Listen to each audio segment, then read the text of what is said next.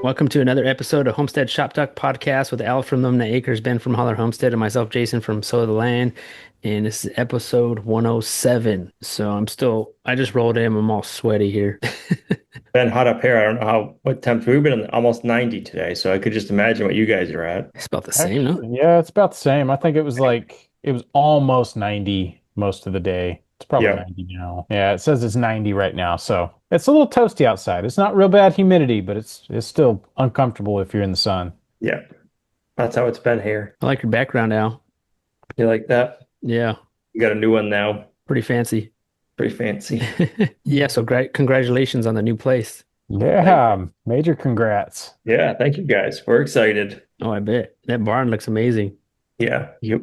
It's big and it's crazy the condition it's still in. So we got to figure out what we want to do with it now. I think that'll be like a on the back burner because we got lots of stuff that's priority to get here. And the barn's kind of like, yes, it's going to be nice and fun to do, but let's put Yeah. that out of our mind right now and focus. Right. Yeah, for sure. Because there's all kinds of goodies. I was watching that. I seen your video that you posted. All kinds of, I don't know, just a bunch of stuff in there to go Yeah. through. Yeah, It seems I like. couldn't believe how much stuff just got left. Like, what a gold mine. Yeah. So we've been through the barn. The barn had everything had a ton of stuff in it when we first looked at it. Um, we've been to the barn, looked at all the structure and stuff, but I have not snooped through it. It's like when we were doing all the deals, whatever was in there at that point wasn't mine, so I wasn't looking through it. And then basically, I was like, whatever he left, I told him like, whatever you want to leave, that's fine. Like, we'll take care of it.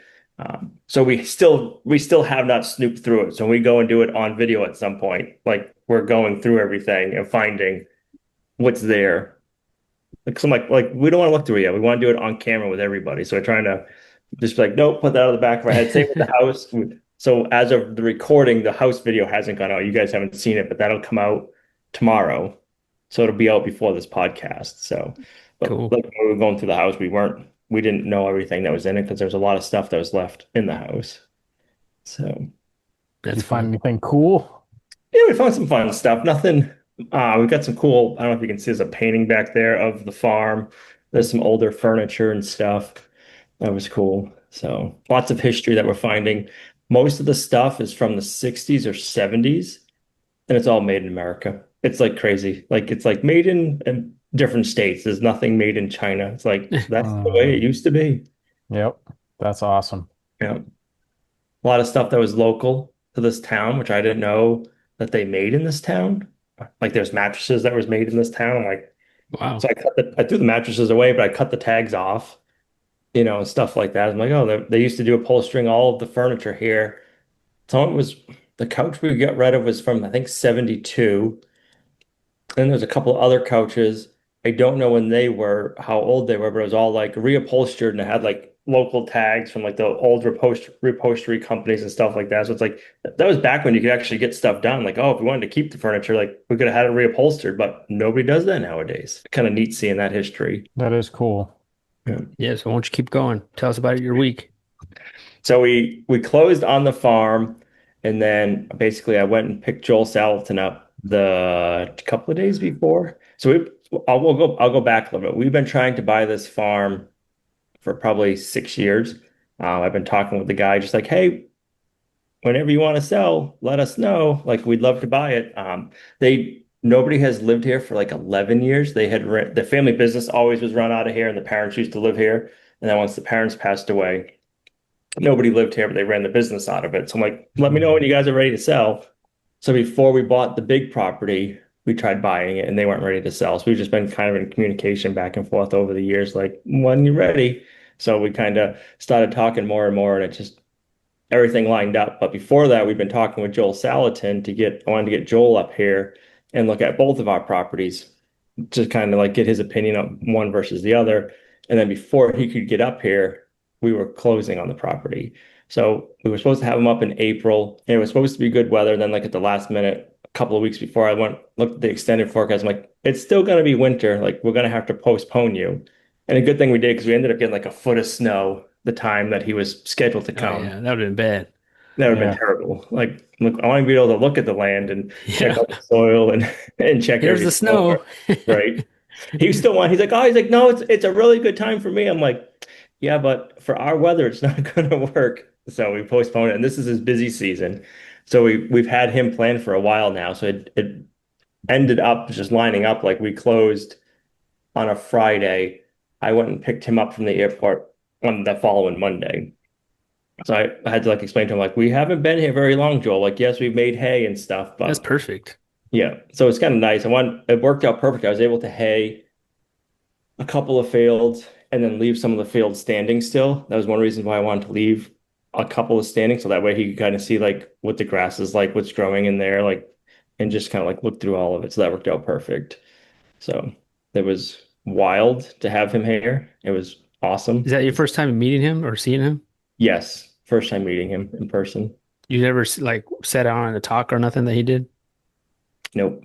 I, Oh, he's never been to anything up here that I've been to. But I okay. did find out he was up here the weekend before doing a talk somewhere. But he was just up for a day. His traveling schedule is crazy. Like he's booked back to back sometimes. Yeah. So That's I cool think though. he flew here last week or the week before we had him. He spoke, and then he had to get back to the airport like right after. And then I think he went to like Ohio and he spoke like the following night. So he's just like I couldn't imagine doing that, but He's living the rock star life. right. Yeah. He flew home from here. He had a few days because he wanted to be back for the 4th of July, which I don't blame him. He had a few days, and now if he's not left yet, he's leaving in another day or two to go back out. There's a homesteading festival, I think, in like Iowa or Idaho right now coming up. Wow. So yeah, that was probably pretty cool to have him there at your place. Yeah. It was nice to have somebody's experience who's done it for ever, basically, to have him go through. We walked the land, kind of checked out the land, see what he thought. And And before you did anything to it. exactly. So that was the thing. I think he was kind of like, why are you having me out? I'm like, because I want a master plan. And he was like, he's like, it is a good thing. He goes, because a lot of the times I'll go to somebody's farm and like we'll go over stuff and they're like, oh, we did this, this, and this. And he's like, yeah, but you kind of have to redo it all. I'm like, that's why I wanted to have you here. I'm like, I don't know anything about the farm, but I don't either want to get any ideas in my head of how we should do stuff. I'm Yeah. like, let's have Joel out first, and then we can go through different things and have him kind of give us his perspective. He's like, why'd you put that greenhouse there? It doesn't belong there. You got to rip it out. Right. So my big takeaway from him was on our pastures, especially with the size of our herd right now, and even if we double or triple the herd, is to put center lines in the fields and to like break them in half. So we can like if our pasture's a rectangle, put a center line down it, and then we can just run small paddocks, and we're only running two cross sections. And so every day you're just kind of like moving one and moving them forward, and then when you get to the end of the pasture, you just loop back and just kind of keep working in a circle so that way you're not like going up and getting stuck in a cul-de-sac and then have to walk your cows all the way back down. Oh, I see. Like a good flow. Like, yeah, it's got a good flow and stuff. So, and then by doing that, you can block stuff off if you don't want to put chickens in it, or if you want to save a spot for haying, you can easily be like, okay, yep, I don't want to do that area. We're going to hay it next time or stuff like that. And So, then continue moving the water with them. yes, continue Mm, moving the water with them and put water lines in. yeah. Yeah. And then he was saying for your center lines, when you first set them up, put them just on one side. He's like, don't put a lane in, but if that center line stays, make it into a lane and have a fence on either side. So it was like, don't put your center line like in the center where you would want your road. Put it on one side or the other, so that way your road's up. Your one of your lane sides or fences is already built, and you're not having to go back and forth and Okay. so one of the other ones he said, I'm trying to find it here.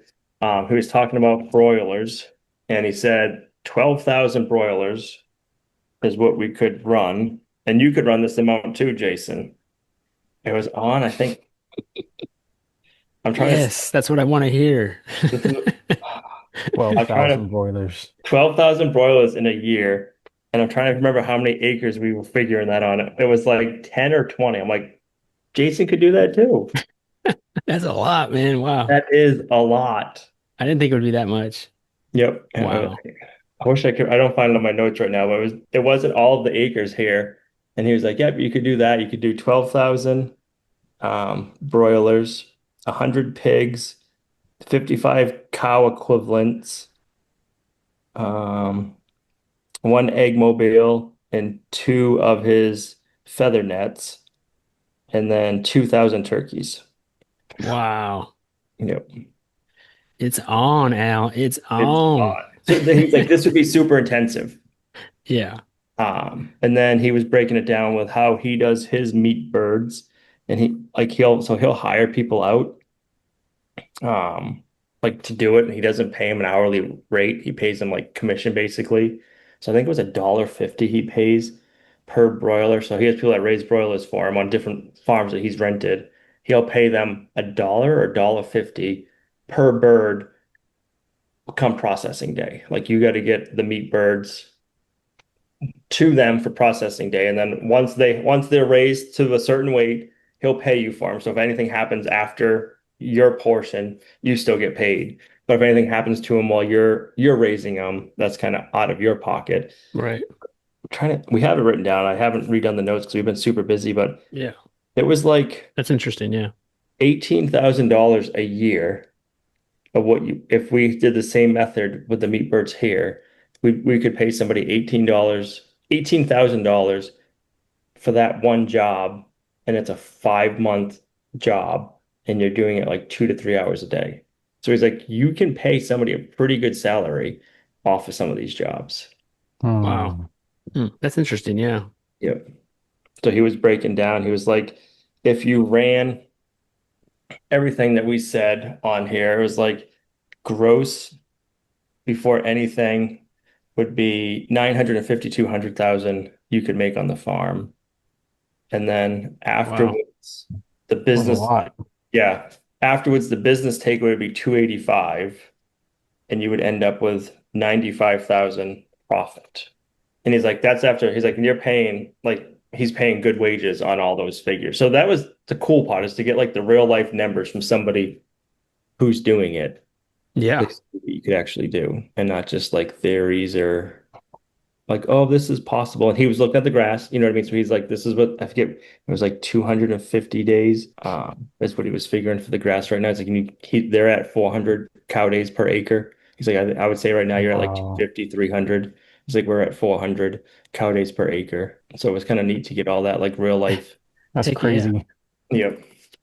And the other cool thing was, which you never really think about, if you look at a hayfield and the grass is tall, he's like, you don't make most of your grass on tall grass. Like that's not where you get your quantity from. You get it off of how thick your grass is. So like our grass, which was cool, was having it hayed. You could see it. Like you'd have like one root system here, and you'd have the next root system here. And he's like, so you get all that extra soil. He's like, it's really awesome soil. He's like, but there's just so much. It was like there's a lot of thatch on it because there's been no animal disturbance. So he's like, once that thatch gets broken up and you get cows out there, animals out there, like mucking up and putting it in the ground, he's like, you're gonna start getting more of a bigger root system. He's like, and that's when you really get a good quantity of hay. It's how thick it is. And he's like, it really doesn't really matter on the length. It's more of how thick your grass is. And that was exciting. That's cool. Hey, he can, yeah, he just knows just by looking at it. Yep. So he's been full time on the farm, I think, since 82. I was born in 81. So I mean, full time on the farm. He's got 40 something years being full time on a farm, never mind Yeah. all of his other experience. Right. So it was definitely nice getting an outside perspective. Like rocks to us are a pain. So we're walking around. We have two springs on this farm. One of them isn't used, but I was showing it to him, and we're having to climb over like these, I don't know, like good sized rocks like this. And he's like, "Oh, unhewn stones." He's like, "These are beautiful. These are so beautiful." He's like, "You put these out for sale and you'll sell them." He's like, "That's what we did on our farm." I'm like, "So it's like something we just see as a nuisance." He's like, "Oh, we just put those down at the farm store." It's like they weren't huge sellers, but Yeah. he's like, "Sell them over time, Selling rocks. selling All rocks." rocks. All these rocks in the front displayed for sale sign on them. Right? No, they're not decorations. You can buy them for your house. Yeah. That'd be great. Yep. So That's then cool. yeah, we were out in the wood area for figuring out where we want the pasture pigs. And then we are just talking like water sources. So we have like the main spring, and that feeds the house and all the lower pastures. But there's some decent elevation, but we don't have anything up high. So at first we were just talking about different things and we just kind of like brainstorming stuff. And he's like, oh, you could always just put an IBC tote up where it's higher and just pump from your well house and fill up a couple of IBC totes once or twice a week kind of thing. And then you can just gravity feed down. So it's kind of neat to get different perspectives and somebody that's not, he doesn't have like a limited mindset. I guess it's probably Mhm. like one of the best things. So it's not like he's somebody that's looking around and I'm like, oh yeah, this would be cool, but you can't do this. He's like somebody that you can do it and just kind of figure out a way. He has like the can do attitude. So it's nice having Mm, somebody like that on the farm. I see. He doesn't say, no, you can't do that.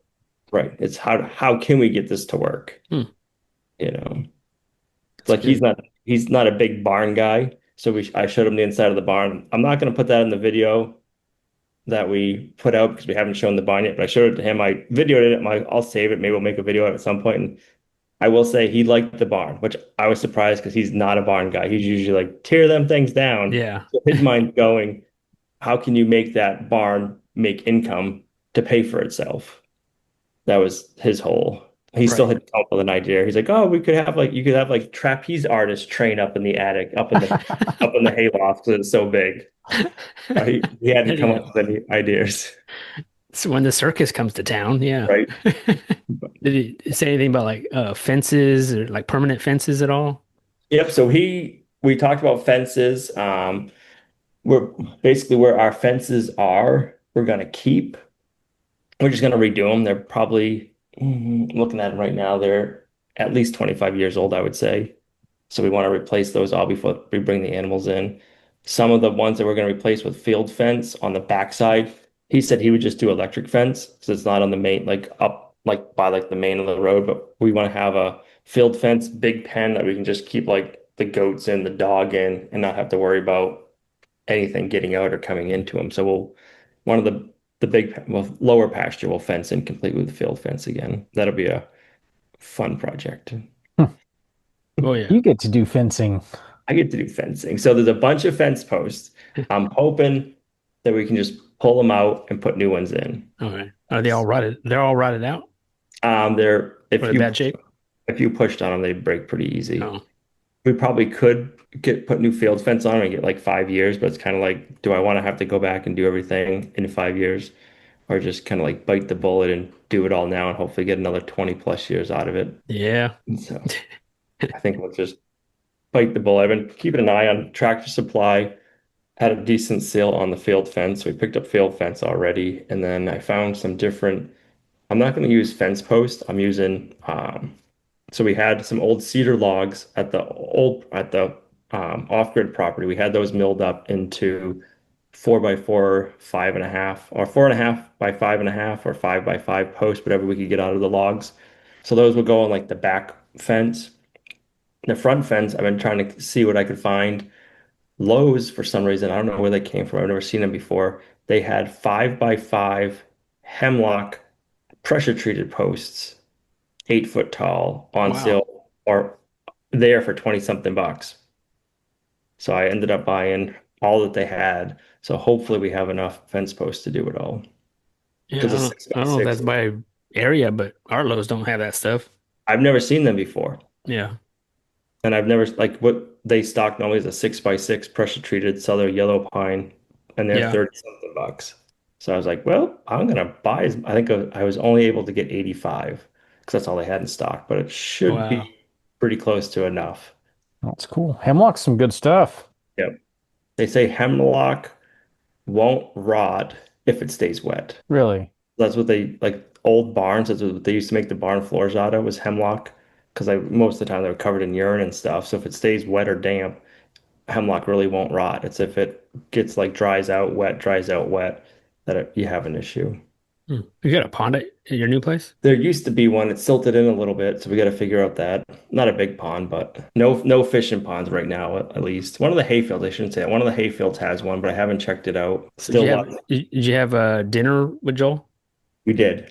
So we had dinner, a breakfast, lunch, and dinner with him. We brought Wow. raw milk. He really liked that. He's like, I get raw milk at home all the time. He's like, but usually when I'm out, like raw milk you don't get. So he's like, I'm a milk connoisseur. He's like, this is good milk. So I'm like, okay, we'll take that.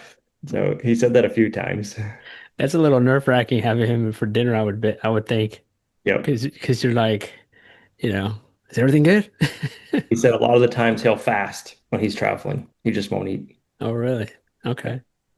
If he's going somewhere and he can't get decent food, his new thing is just fasting while he's gone. Yeah. He's like, oh, forget it. I won't even eat. Yeah. Like, I won't eat. Can't But I say mean, that I blame him.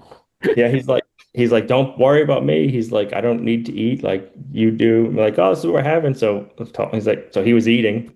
He's like, this is nice. So then he was That's like, cool. the day I dropped him off at the airport, he was like, I won't eat from here on. Gave him breakfast. He's like, I'll wait till I get home. Yeah, that's fun, man. Yeah, so yeah, that's cool that you had him there. His flight was delayed 5 hours the first day. Oh man. Yep, I was halfway to pick him up at the airport, and he texted or called me, but I was in a dead spot. I got a voicemail. He's like, "Oh, there's a thunderstorms in Pennsylvania. They shut the airport down." He's like, "So we're gonna be going out in hopefully an hour." So I have his flight tracker, so I can track like his flight and stuff. And he's like, "I'll call you." So I waited around because we're like 2 hours from the airport. I was only an hour away at that point. I'm like, I'm not gonna go home. It said his flight is delayed an hour. So he called me back. He's like, "All right, still hasn't happened yet, but we're getting close." So it was a couple of hours. I was up at by the airport trying to kill time. He's like, "Yep, I'll call you when we're on the plane." So he calls me. He's like, "We're gonna get on the plane." So I'm like, "All right." It's like an hour and a little over an hour flight where he was from. So then I'm like, "Okay." I went and had dinner. I picked him up a dinner. I'm like, I'll order him dinner when it gets close because like he's supposed to be here in like 20 minutes. I'll start ordering dinner. So I order dinner. It's like 5 minutes ready. Like in 5 minutes, I'm gonna go pick it up. He calls me. He's like, "We haven't left. We're still on the tarmac." I'm like, "What?" I'm like, the app says you're in the air and you're gonna land. He's like, "I know." He's like, they switched gates, so then we haven't got our luggage put on the plane yet because we're in a different gate. So he didn't end up getting here till like 9 o'clock at night. He was supposed to get here at 4. So I felt Wow. bad for him. Yeah, it was a long day. Yep. We didn't get back here till like 11. Jeez, that's a long day. So he was at your place one full day? Nope. So he was here. So he flew in on Monday. He was here Tuesday, Wednesday, and then he flew home Thursday. No. Yeah. Tuesday, Wednesday, flew home Thursday. Yeah, that's pretty good. Yep. That's a lot of time to go over stuff. Yeah. It was nice to have the time to take and to go over everything Yeah. and and not be rushed. Oh yeah. No, I'm super thankful that he said yeah to the podcast. Yes, that was fun. It was cool to hear about all of his different things and everything going on with the Food Emancipation Act. Hopefully that kind of Yeah, gets more traction and that'd be cool to get that through. right. Yeah, I think that would change up farming quite a bit. Yeah, of all the people, like he's the guy Yep. to try to do that. He's the one. He had just talked to, I think it's Callie Means about it the week before. At one of the events he went to, Callie was there, so he talked with Callie, and Callie is, I think, RFK Jr.'s right-hand man. Hmm. So Okay. hopefully it goes somewhere. Seems like we got the right people in, hopefully, to see something happen. So I know Trump just put through, I just saw an ad. He's going after like the fisheries and trying to get the fisheries in the US back better to like the US fishers because I guess fishermen, because I guess there's a lot of fishermen that come from different countries and just do what they want to do in our waterways. But then we have to follow the regulations on what we can and catch, what we can and can't catch. Hmm. So it sounds like he had just put an ad out. So it's like, oh, he seems to care about that. Hopefully he'll care about the farming end of it and we'll see some more stuff coming out for Right. that. that'd be cool. Yeah. And I know RFK Jr., that was one of his big things is he went after, I think that was one of like big cases he worked on was cleaning up, was it the Chesapeake Bay from all like the pollution and stuff, like way back when he was first an environmental lawyer. He'd gone up to some like the bigger corporations to Hmm. clean up some of the fisheries. So I think that's kind of like some of that stuff is all in their niche. So hopefully we can see more stuff on the farming end get pushed through. Right. We need it. Yes. I think it'd be like I was talking to Joel on the way back to the airport. I don't think it would even just affect farming. I'm wondering if you could get like the food end put through, would you see more kind of like craft beers right now? Would you see like craft charcuterie, craft like sausage making, craft, you know what I mean? More of like the breads and Yeah, like the cheeses and I mean, they wouldn't even have to be farmers, but they could be more foodies doing the niche stuff, That'd be really cool. Imagine it's just like going to a microbrewery, but you can go have like fancy charcuterie and cheeses right? and stuff like that. Oh man, I would find a place like that and just go there and hang out. Yep. I mean, I can see that happen. And if the handcuffs were taken off the whole food industry, that more and more people would get into it. Because I mean, so many people who love food, but they're not, I don't want to say they don't care about the farming. They care about the quality of the food, but they don't want to do the farming aspect of it. So they could hook up with a local farmer that is doing the farming the right way. Oh yeah. Their own custom charcuterie boards. I mean, you name it. Summer sausage and jerkies and Uh, it'd be pretty cool. So then we've been busy with the farm. I'll save more of that for next week. I bet, man. Yeah. I want to hear some of the if there's any antiques that you find. Yep. I think that it seems overwhelming. It's probably overwhelming, but it also seems kind of cool just to sift through all that stuff. Yeah, it's been fun. We've been excited. We've been able to use the farm before the closing because stuff just kept getting pushed off and pushed off with the lawyers. So we were able to hay it, store the hay here. We were able to bring some other stuff over. My brother came up a few times and helped me move, and he had his two sons with him, and they're just like when we brought them over here, they were like, "I'm just so overwhelmed. I wouldn't know where to start." I'm like, "Oh, this excites me." Yeah, He's like, "No, I'm way overwhelmed." that's fun, man. Different perspectives, I guess. Yeah. So So this is like a new season of Lumna Acres, right? it is. Cool. It'll take a few episodes and a few seasons, I think, to get it all taken care of. Yeah. That's right. You'll get that place whipped into shape. Bring that farm back. It's going to Yep. become a productive farm again. That's the goal. You get For them sure. 12,000 broilers. Could you imagine butchering 12,000 broilers? And we broke That's down all the math. It's in my notes. But I'm like, that was the one thing that was intimidating to me. It was like, man, so Oh that's a yeah. thousand a month. So you're doing what, 250 a week? yeah, Well, Yikes. Joel, I think they do 400 a week. yeah, he does 400 a week or I a thought it couple was every Wednesday, but or 1 or 2 days a week. They yeah, I don't do. know. Yeah, it would be butchering 250 a week and they do 4 to 600 a week. But Yeah. that to me, I'm like, but he's like, well, I'd take 5 to 6, 4 to 6 people. I'm like, there's no way 2 people are gonna do that. No. So that would be the hard part is finding help to help you. And then is it just people that would want to come help once a week, or do you have, you know what I mean? Would you have to have them kind of like employed more? So it'd be figuring out Yeah. all those nuances. Yeah. And then he was like, he broke it all down. He's like, 12,000 birds sounds like a lot, but he was like, if that's, if somebody buys, it was only like 264 families if each family buys like 2 birds per week that they eat. So kind of like it's overwhelming. He's like, but if you think about it, it's like it's not that. You don't really need that many families to support that size farm. That's a really good point. And it made me go back to thinking about like I know all of us did the same thing. Like, oh, you raise 50 meat birds or 100 meat birds, and everybody's like, wow, 50 meat birds, that's a lot. But it's like that's not even one a week for a Yep. year. A Yep. Yeah. hundred, so it was interesting. He broke it down that way too. Right. It's like when we did the 150, that's enough for like one family Right. for a year, maybe. Yep. That's only, yeah, you're only eating a chicken, every couple days, you know. Never mind. Like for all of us, we work from home, so all of us we eat lunches at home. So you go through even more. That's been the hardest thing. Like a chicken, you cook a whole chicken and you've got the leftovers. And if you're not home, or whatever, that chicken lasts a while. You're going to eat it for dinner a couple more meals. Not now. We cook a whole chicken. Someone's going to be parked here at the kitchen table for lunch tomorrow, picking that carcass clean. Yeah, it goes fast once you start eating all your meals at home for sure. So what you get into this week, Jason? This week, I will say I saw your upgrade to your chicken tractor, the metal one, and oh yeah, I like that upgrade. it actually works really well. I'm a little jealous, especially when I've been out moving my chicken tractor.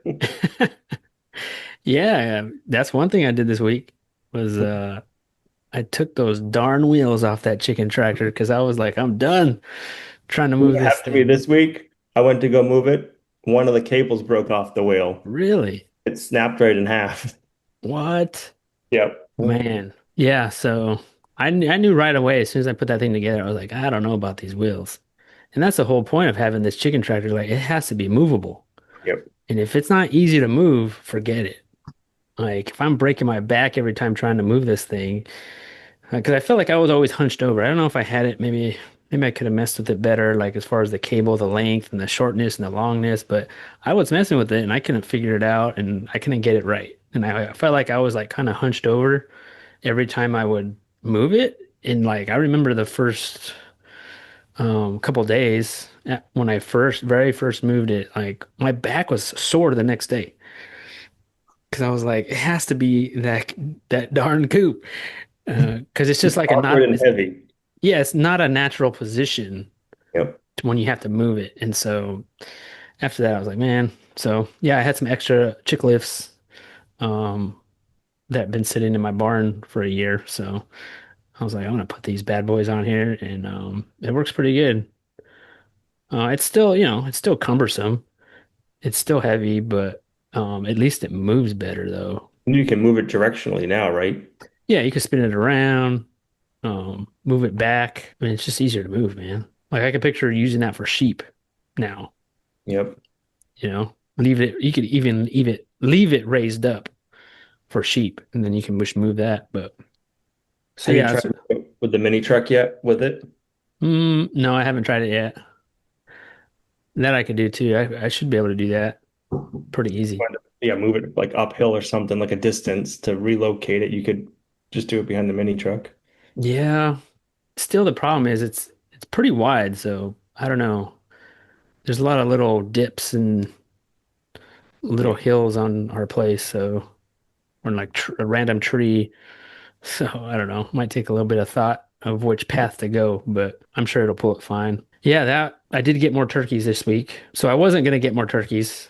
I think I talked just about on the one of the previous podcasts because like I lost half of them the first like day three. I lost half of them, and I was like, well, I'm not gonna say anything, to McMurray or nothing. I'm just gonna be like, it is what it is. Like, I'll just leave it at that. I was thinking like maybe it's a blessing I lost half.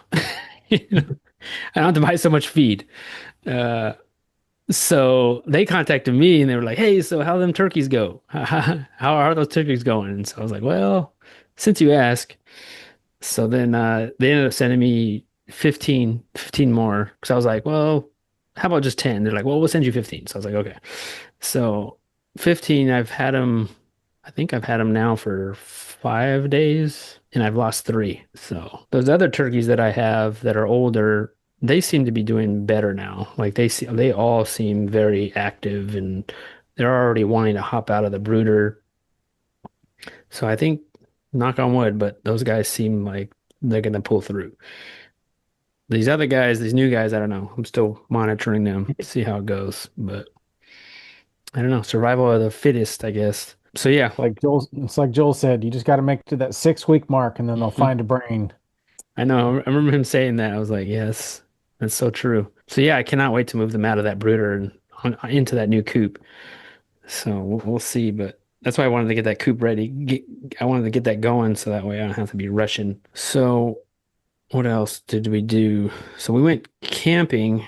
That was like 2 weeks ago. We didn't talk about it because Joel was here, but we managed to go camping, that was a huge deal for us.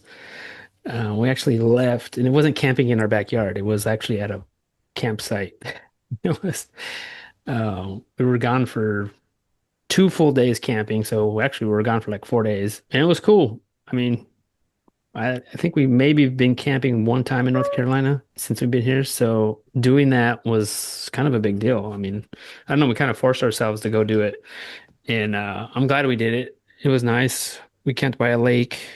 It was like a few hours away from here. I did some fishing, which I used to always do fishing in California, ocean fishing, or we'd go camping, we'd go fishing at a lake. And this is the first time fishing in North Carolina.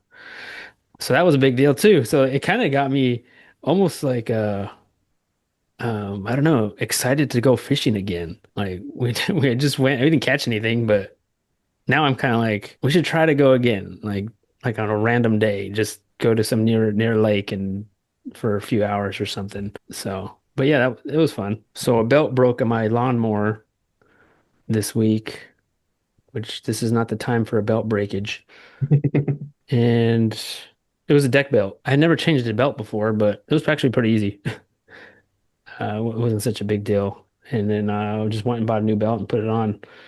So I did a whole video on like homestead maintenance because I was like, I've never filmed me like fixing a car or a vehicle or a lawnmower because I always thought like it's so boring, because I'm like I'm putting together or trying to figure out how to put on this belt. I'm like, this just seems kind of boring to me, but I thought, well, I'm gonna film it just because I never filmed it before. I mean, who knows? Maybe people will like it. So I don't know. So I filmed that and I was like, then you started thinking like, okay, how can I make it a longer video?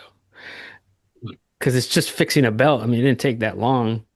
So then I thought, well, how about homestead maintenance? Let's talk about homestead maintenance on and like do something else. And so I kind of combined different things and the video did all right, but I guess something different to post. Potatoes, potato harvest week. Nice. And that was this morning. And we got out there like at 6 in the morning because at 7, that sun peeks out over the trees already. And so by that time, it's already hot. So we're trying to beat that sun. We didn't beat it. So we got like almost halfway done with the row, which we got. I was surprised we got this many potatoes so far. We still haven't even finished um, because it got too hot. We're like, you know what? Let's just take a break and come back tomorrow morning. But we got quite a few potatoes, which I'm surprised because this whole row was overgrown, like grass, weeds. I mean, it was as tall as me. Um, and I was like, I don't know if anything's gonna grow on this. So I got my scythe and I just like chopped it all up and we just started digging away and yeah, we got some good potatoes. So yeah, it got too hot this morning. So tomorrow morning we'll hope to get back at it and hopefully finish getting all these potatoes. Um, but yeah, harvesting potatoes is pretty exciting. The it's like gold. It's like digging for buried treasure. I love Um, digging for potatoes. any root crops. Yes. Yeah, any root crops really. Yeah, it's great. And I'm so surprised that they grew because we had so much weeds in that thing, grass and everything. Because I was thinking, oh, maybe it'd like cover them. Maybe that's what it did do. I mean, I just thought maybe it would like prevent them from growing. But so far so good. What else? Oh, we did manage to see a cannon get shot off, like the Civil War cannon. There was a nearby. It was after the 4th of July, and they had like some little reenactment nearby. Um, it wasn't really a reenactment. It was just like a demonstration. They had some guys in like old uniforms, and they had a cannon there, and they had like 5 guys on this cannon, and they all each like they packed it with something, and then I don't, I didn't see them actually shoot like a ball though. I think it was like maybe some kind of blank or something, but it was pretty loud. It was kind of cool. Like not every day you could see a cannon, which yeah. And they had some like old the old guns that they pack with Hmm. like, well, what are they called? Muskets? Muskets. Yeah, they had like these 3 guys that had like reenactment uniforms and they had these mu old muskets and they all like shot them off like 3 times, which is pretty cool to see. There's like a battlefield place out here that's close by. Um, I think they do something like that every once in a while. So we went to go check it out. It was like free to go. Um, so it was cool to see a cannon get shot off. It was like, I'm here just for the cannon. I'm here for the explosives. Yeah, they had somebody else reading like the Declaration, and it was just like, oh, I'm just here for the cannon. What else? I don't know. I think that's about it. Been trying to figure out what the next project is here. I've been wanting to redo our basement, like our pantry area where we keep our food. Like mainly it needs lights. But then I was looking at my panel today and I was like, it's all filled up. Like there's no more room to add anything. So now I'm like, well, now I gotta like figure out how to tie into something or put another panel. So darn it, it's not going to be easy because I've never done any of that. So I'm like, so I've been trying to figure that out. So how to put some lights in there. So I don't know. I don't know if I'll figure it out, but How big's your panel? Like how many breakers do you have in it? I don't know. It's huge. Is it? Okay. It's like super long. Like everything's in there. I don't know if it's easier just to tie into like an existing light or to put a different new panel next to it. Have you done either one of those? I've tied it to existing stuff. If there's not a lot of stuff on the breaker, sounds to me like if you have a bunch of breakers, they're probably not overloaded. Because wait, there's lights down there now, but there's only like maybe like one, let's see, one, two, maybe four lights Yep. that are just in the ceiling. This little simple like bulb lights. I think the thing to do would to find out, like shut the breaker off that controls those lights and see what else it controls to find out how much power you have getting pulled on that one breaker, if that Well, I makes know sense. there's like four lights, and then there's one outlet for the washer that's attached to one of those lights. And that's it. Yeah. Yeah. I would just add more lights on on with those. That's what I was thinking. It seemed like it would be fine, and then they're just LEDs I would put I say, up. yeah, especially if they're LEDs, I wouldn't worry about it. Yeah, I was thinking like recessed lighting type thing. That's a good summer project in the cool basement. That's Yeah, what I no was thinking. kidding. That's what I was thinking. See, Not outside building roofs. this time last year, we were redoing our kitchen. It was in the summer. So I was like, well, I haven't started doing, I didn't finish the baseboards. So I was like, once you start seeing me doing the baseboards, that means like I've kind of run out of stuff to do. So we'll see. Baseboards are one of those things you might finish them when you're doing the project, or you might finish them in 20 years. Like it's completely Yeah. up to you. We're like, well, we're moving now and I got to finish these baseboards. It'll take me like 5 minutes. And that's usually what it is. Yeah. And that's when you finish your baseboards is when you're moving. Yeah. Actually, I was looking at them today. I was just like, well, maybe I should put these up. But so yeah, so that's about it. Trying to keep cool. But so what's going on, Ben? You outside doing stuff, building stuff? I'm getting that $1 million tan these days, or at least my neck and my arms are. Yeah. So on the note of potatoes, we actually planted a whole bunch of potatoes. I think that was Monday. Um, Honestly, it was just one of those things. I walked by in the kitchen and saw that there's like a box of potatoes that we had ordered, and I don't know why it took us so long to stick them in the ground, but they just sat here in the kitchen and they're starting to sprout, and it was just like, hey, why don't we stick these in the ground? It's a little bit late, it's a little bit hot, but let's just stick them in the ground. We've had really good luck with potatoes, period, out here. It seems like it doesn't matter when we plant them, as long as it's warm and wet, they will grow. So we went out and got all those planted. There was a couple volunteer potatoes that I guess we had missed last time we had harvested 2 years ago. And so we dug up one of these plants, and one plant had like 10 pounds of potatoes on it. Wow. Like, and there was, I mean, there Dang. were some big old russets on this thing. And Is it this in was your just, greenhouse? Are you doing it in no, your greenhouse? this, Oh no. no, we did potatoes in our greenhouse earlier this year, and they did all right. We've just about eaten through all those. We got about 50 pounds out of the greenhouse. But yeah, this one plant, it was literally, you know, the little ones that are like the size of a marble? Usually I just leave those, or I'm not real concerned with pulling them out. And so I'm pretty sure that's what it was. One of those little marble sized potatoes got Hmm. left, and it grew into this great big giant plant. It came up as soon as our like frosting stopped this spring, and it's just been jamming. Like I've never had a potato go so long without getting like blight or pests or something. Apparently this potato was just loving life, and it this one plant made 10 pounds of potatoes. That's crazy. And pretty much the rest of the week, I worked on my steps. I got all my steps in for the deck. It's really nice being able to go up and down on this deck without having to climb a ladder or, you know, go through the house or jump.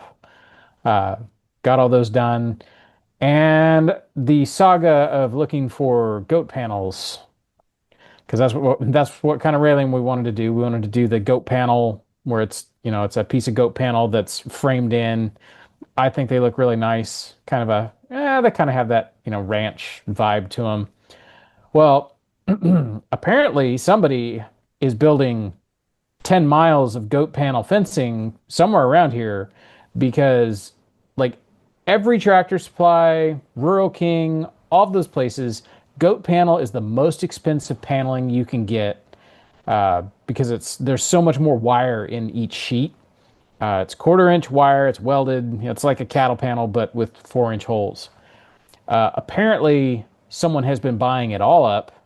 Uh, there's a stack at our Tractor Supply that has literally been there for like 5 years, and like I bought 3 sheets off that stack, and the stack has remained unchanged since I bought those three, and this was like 2 months ago.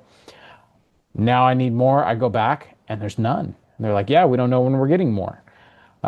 Start looking around. Tractor Supply up in the mountains, they're sold out. Tractor Supply over here, Tractor Supply over there. I went to Rural King. I called Rural King. We have a Rural King about an hour from us, and I called them. I was like, "Hey, do you guys have goat panel?" They're like, "Yeah, we do." I was like, "How many?" And the lady's like, "Oh, it's a stack." It's like, "Sweet." Grab the trailer, hop in the truck, drive an hour, pull up, and there's no goat panel. I go in there. I was like, "Hey, do you guys have any like goat panel anywhere else?" And she kind of cops an attitude with me. She's like, "Well, it might be a good idea to call first." And I was like, "I did, and I talked to you." And she kind of like, "Oh, yeah, I remember talking to you." She's like, "Actually, a guy just came in and bought them all." She's like, uh, "Today even." I drove down to South Carolina and hit up a track supply down there. Online, it said Dang. they had enough for this job. And I get down there and they're completely sold out. Oof. So, like, I don't know. I don't know if I'm going to travel 100 miles for these things, but probably not. So, it's kind of frustrating to drive an hour towing a trailer and come back empty-handed. So, I came That's back. crazy how they don't know when they're gonna get them in. Like you think that'd be like manufacturer would be like, oh, they'll be ready at this time. Tractor Supply just sends their stores orders when they want. Well, They, apparently it's regional, and like I said, there's probably some contractor building 18 miles of goat panel fencing, and they're just buying up everything. It's one of those things. These sheets cost $94 a sheet. Like it's the most expensive panel you can get, and so usually it just hangs around. Like it's Yeah, every store you go, they'll be out of cattle panel, but they'll still have goat panel. And yeah, I don't know. Frustrating. Lowe's sells a product that's similar. The cattle panel is, or the goat panel, the wire is quarter-inch wire. So it's pretty heavy stuff. And then the product that Lowe's sells is double the price, but it's 1/8 inch wire. ooh, And they sell it as, a similar product for making, they sell it back there in the section with all of the railing for your decks and stuff like that. So that's what it's intended for. But like for real, it's double the price. It's not galvanized, it's painted. And I'm looking at this, it's like, well, that means my railing for my like because I need the railing. I got to put the railing up. It just doubled in price. And that's kind of hard. Like we're getting down here to the end. I just ordered all of my lumber to finish this job. And it's like, man, Hmm. I'm like running into dumb hiccups like that. So, So you're gonna yeah. wait still? No, I'm not. I bought some of the double the price stuff. Oh, really? Yeah, Okay. nobody knows when they're going to get any cattle panel or goat panel in. Rural King, same way. Tractor Supply, I think, gosh, 6 different Tractor Supplies we've tried, all within, 50 miles. And they all say the same thing. Yeah, we have no idea. Our supplier's not telling us why we aren't getting any. Oh man, Like, well, double the price it is. So, horrible. yep, it is what it is. Come on, Tractor Supply.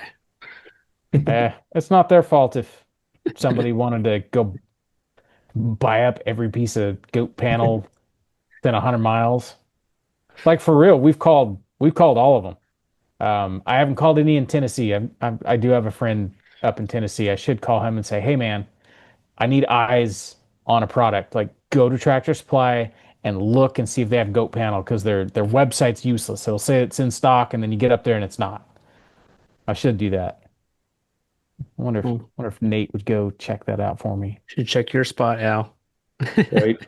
I do know their inventory online is terrible. When you go to buy anything, usually like, yeah, we have this many, we have that many, and they don't. Yep. Yeah. We tried to order some uh online, and when you go to type, the quantity, it won't let you select a quantity. I was like, that must mean they're sold out. Like that's kind of squirrely. Yep. You check feed stores? Oh yeah. Yeah, Yeah. we've called every random feed store and they half of them go, "What the heck is a goat panel? We got cattle panel. What the heck's a goat panel?" And then the other half are like, "Yeah, no, we don't carry those. They're too Yeah. expensive." Yeah. So, Exactly. Yeah. Wow. so, oh well. Saga continues. I'm going to be on the lookout though, and I'm going to be kind of burnt when they come back in stock. And I've bought all these expensive painted ones from Lowe's. I'm going to be burnt. Yeah. Rip them out. Return them. Hey, I know they're cut 30 to length days. now. Just don't cut them. You guys been getting a bunch of rain still? Heck no, we are full blown drought right now. Jason, when was the last time we got rain? I don't even know. It's been a Was it a minute. week? It's been at least a week. I want to say we had a thunderstorm. Well, for a minute there, it was like sprinkling at least like every day, like a Yep. little bit of rain every day, even if for like 10 minutes.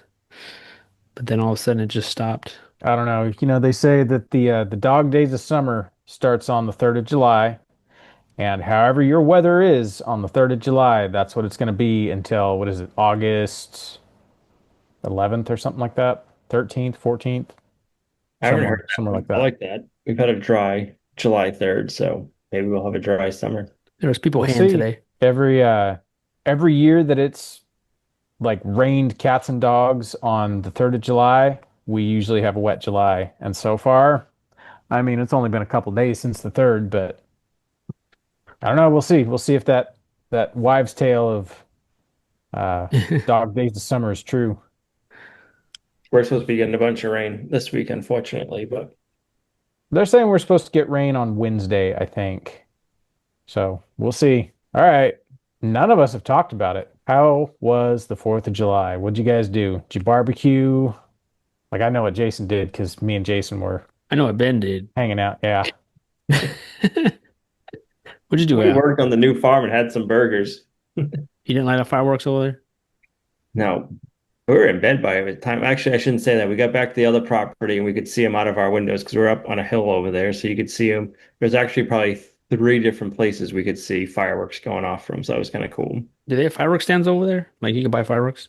There's places, yeah, there's places you can go to get fireworks around Mhm. here. Do they sell the good ones? I don't know. I've never been. Really? Yeah. Are you not a fireworks guy? You're not a pyromaniac like I am? I mean, we've always gone to fireworks, but other people light them off. I've never been huge into Yeah. setting up. Honestly, it probably would have been more efficient to just grab a stack of hundreds and light them on fire this year. Fireworks were so expensive this year. It was a short show this year. It still was a good show. We had the pyromaniacs over.